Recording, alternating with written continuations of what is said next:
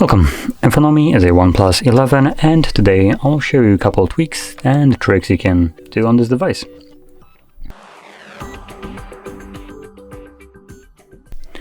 So anyway, let's just get straight into it. So starting off, we're gonna open up settings where we'll find basically everything that I'm gonna show you, or at least settings for it. So I'm gonna start off with the status bar, and that can be found under notifications and status bar. And this portion right here is, at this point, as far as I'm aware, kind of unique to OnePlus. So here you can disable the toggles from showing up in your status bar, so you can get a nice clean look of your status bar without actually needing to turn off some of these toggles. So as an example, NFC is right now running, but I don't need to have it shown in the status bar. Obviously, I know it's running. I would usually turn it on myself, but I don't want to see the clutter of just icons all in my status bar. So this allows you to basically hide whichever part you want of the status bar, and you could turn off basically everything, along with even, I believe, the time. Battery, at least you used to be able to turn off the time, but I don't know if that is the case anymore. But let's see how much will disappear if I just toggle off everything.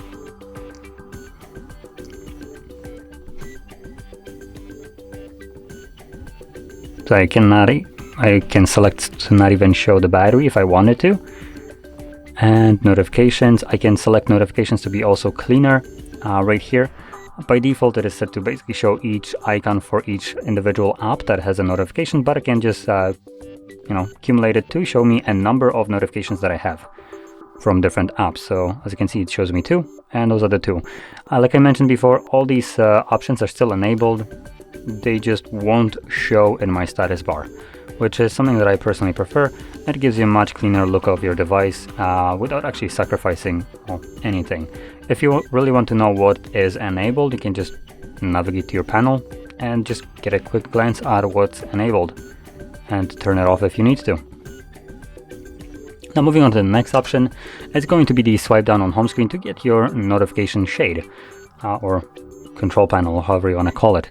So by default, if you swipe down, it gives you this shelf. I personally don't like it. I don't care for it. So if you also don't care for the shelf from OnePlus, you can change this to be like I mentioned, the notifications. And to do so, all we need to do is navigate into the settings and then home screen and lock screen. And then swipe down on the home screen to, you also have the global search if you want to do that, but I prefer the notification drawer. And now if I swipe down, it gives me my notifications.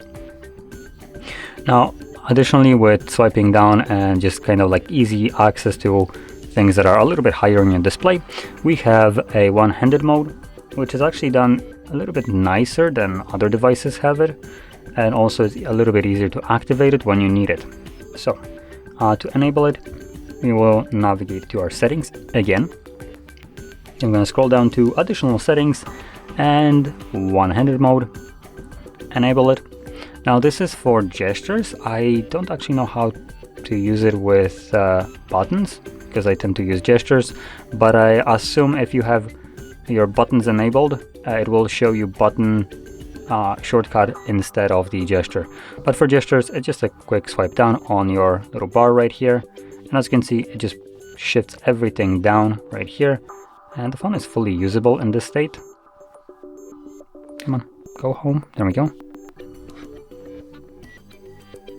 Okay, maybe not fully usable. It does kind of actually shift the entire display to the bottom side now that I checked it out a little bit more. So as you can see, it might have a little bit of unwanted effect. So I assume if I have my keyboard enabled, I just select agree, and I do this, the keyboard becomes basically goes off the screen. It's still open. What it does is just takes this entire thing that you can see, shifts this below.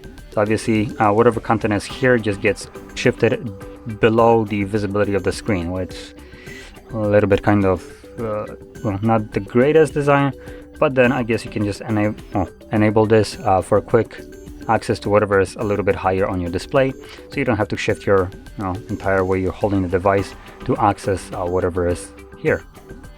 So as an example, we can, for instance, pull down our notifications, then we can hopefully, there we go, lower it down like this, enable whatever you want, and there we go.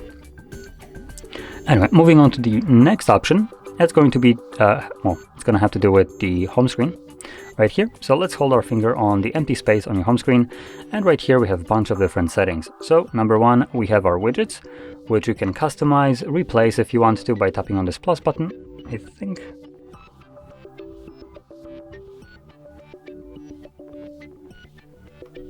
So allow whatever it wants. So there we go, we have shelf widgets, so that's basically what they are called. And we have things like photos, clock notes, weather, and some other stuff. We can also tap widgets right here, and this will give me additional widgets which weren't visible there. And it actually shows me for each one of those, like clock, calendar, what types of widgets we have access to, because we have different styles and sizes of them, as you can see, so you can pick whichever one floats your boat. Now going back, we also have icons. This gives you a little bit more control than you would actually probably expect. So number one, we have the icon style. Now we have also Art Plus icon. This just changes the way some of the icons look like. This might change it quite a bit more if you use some different icon packs. But for the default one, as you can see, it makes a little difference. Then we have icon size. So you can make it smaller if you want to, and then you can also hide the names of the icon if you don't want to show them, to get a little bit of a cleaner look on your device.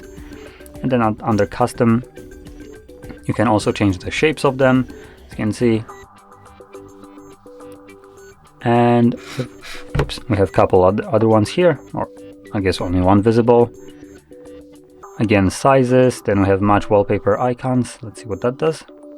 Okay, so it makes them kind of monochromish. Now, with this, not every icon might be supported.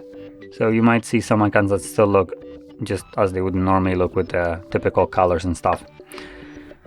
And you can select apply. And as you can, oh, there we go, like I mentioned. It doesn't work with all of them, but for the most part it does cover a decent array of the apps that we have access to.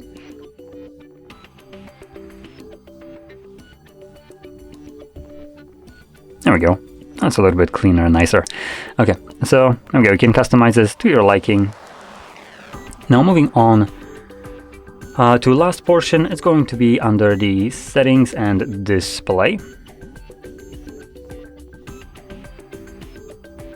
Display and brightness, more precisely. And here we have a couple of things. Now these will be the more typical ones. So number one, we have the light and dark mode. If you're planning to use the dark mode, you can swap it between here. But what I also recommend checking out is the schedule mode. This will allow you to set it up so your phone turns on dark mode and turns it off based on a schedule, and that can be through sunset to sunrise or on a custom timer. Your choice, whichever one you prefer. And with this enabled, you basically will have light mode during the daytime, so when you go outside you can actually see your display, and during nighttime if you wake up and you want to check out your time on your phone, you're not getting flashbanged by your device anymore. And then going back here, we have a couple additional quick options right here. So screen color mode, by default set to vivid. If you find the colors to be a little bit too overdone, you can change it to something like natural, or we also have a pro mode right here. So we have cinematic, which uses display P3 mode for more faithful color reproduction, and then brilliant, which uses the widest color gamut for bright color display. So this brilliant and vivid are very similar. As you can see, the difference is there, but it's not like super big. But if I change it to cinematic, it does shift quite a bit. Now on camera, you don't get to see that all that much. The white balance settings for the camera kind of prevent it from like changing the image that you're seeing from, well, actually showing you the actual like changes that take place on this device. But you can obviously switch it on your end, see how it affects it, pick whichever one you want. Now under the promo, the cinematic supposedly would be the most accurate. After all, they claim to have P3 color mode or whatever. for basically more faithful color reproduction. So this mode supposedly strives to be accurate compared to like Vivid, which has a little bit more overdone colors that other people might just find pleasing to look at. And going back, come on, there we go. We also have additional AI or whatever based image enhancement. So we have the image sharpener, video color enhancer, and bright HDR video mode. So going into each one of them, it just gives you a quick video of the difference with like side by side. So here we have this being turned off and here it's on.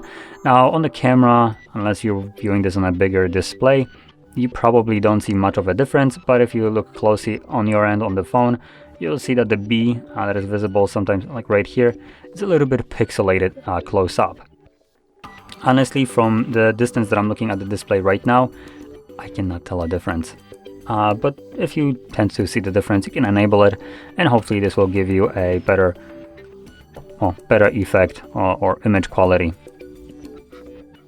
Now going back to the next one, now we have the video color enhancer, and this just changes a little bit how the image is being displayed. So as you can see, it's a little bit more saturated, a little brighter, so it's not as gloomy as this option right here.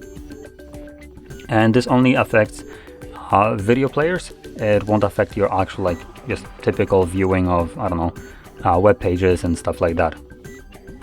And going back, we have another one, a brighter HDR video mode, and this just tries to improve HDR, so increase screen brightness when playing HDR video.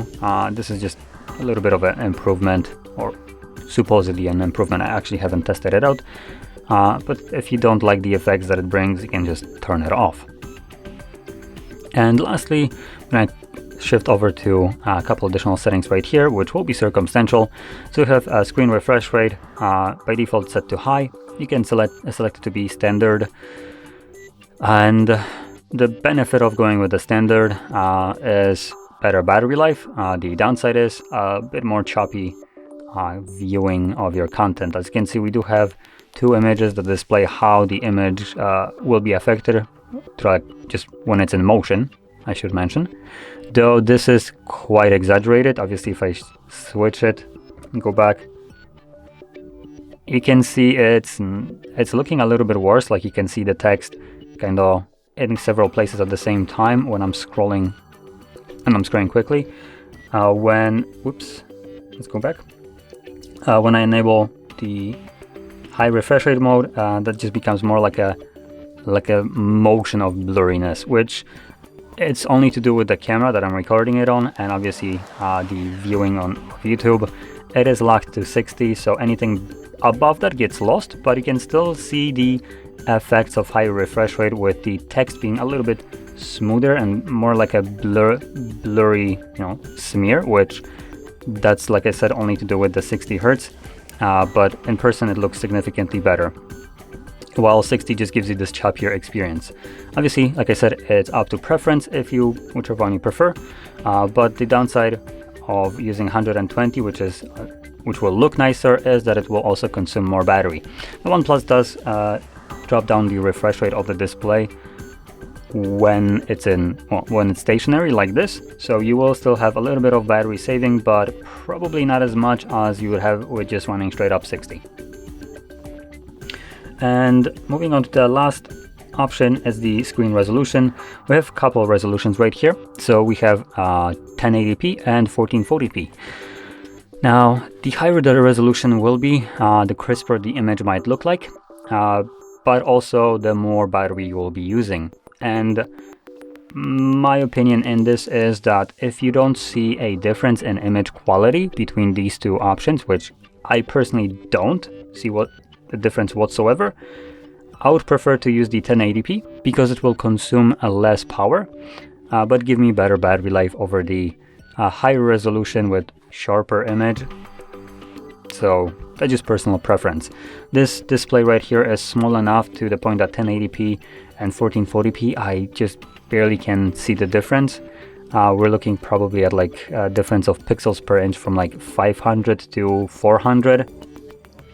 So this this as a relatively small drop in like, you know, image quality, and on this display you would really need to look closely to see it, or maybe use this phone as a VR for some reason, even though it's kind of dead for phones. But yeah, other than that, if you're using just like a typical phone on a reasonable distance, you most likely will not tell the difference that you're running a 1080p or 1440p, but the battery life that you'll get will probably be a little bit noticeable. So anyway, with this being said, this would conclude the tweaks and the tricks that I want to show you, and if you found this very helpful, don't forget to hit like, subscribe, and thanks for watching.